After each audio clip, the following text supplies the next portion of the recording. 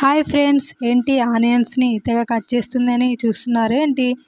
ఏం లేదు, మా దగ్గర వర్షం వస్తుంది.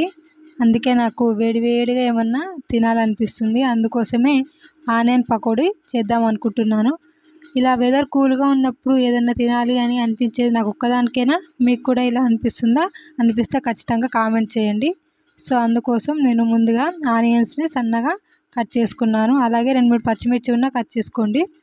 కట్ చేసుకున్న ఆనియన్స్లో కొద్దిగా శనగపిండి, అలాగే కొద్దిగా బియ్యం పిండి, కారం, రుచికి సరిపడా ఉప్పు, చిటికెడు పసుపు, అలాగే కరివేపాకు, అలాగే కొద్దిగా ఓమను కూడా వేసి అల్లం వెల్లుల్లి పేస్ట్ని వేసి మొత్తాన్ని ఇలా కలుపుకోవాలి.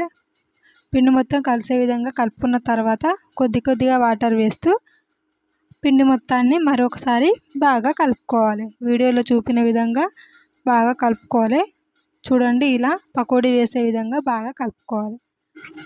పకోడీని ఫ్రై చేసుకోవడం కోసం స్టవ్ ఆన్ చేసి ఒక కడాయి పెట్టి కడాయిలో ఆయిల్ వేసుకొని, ఆయిల్ హీట్ అయిన తర్వాత మనం ముందే కలిపి పెట్టుకున్న ఆ పిండి మిశ్రమం ఉంది కదా, సో దాన్ని ఇలా చిన్న చిన్న పకోడీలాగా ఆయిల్లో వేసుకోవాలి. అలా ఆయిల్లో వేసుకున్న తర్వాత వాటిని ఇలా అటు ఇటు కదుపుతూ వాటిని గోల్డెన్ బ్రౌన్ కలర్ వచ్చే వరకు ఫ్రై చేసుకోవాలి. కూల్ వెదర్లో వేడివేడిగా ఈ పకోడీ తింటుంటే చాలా బాగుంటుంది. మీరు కూడా తప్పక ట్రై చేయండి. నాకు ఒక్కదానికైనా మీకు కూడా వర్షం వచ్చినప్పుడు ఇలాంటి క్రేవింగ్స్ వస్తాయా ఫ్రెండ్స్? వస్తే ఖచ్చితంగా కామెంట్ చేయడం మాత్రం మర్చిపోకండి. సో మన ఆనియన్ పకోడీ అయితే రెడీ అయిపోయింది. Thanks for watching my video. Subscribe.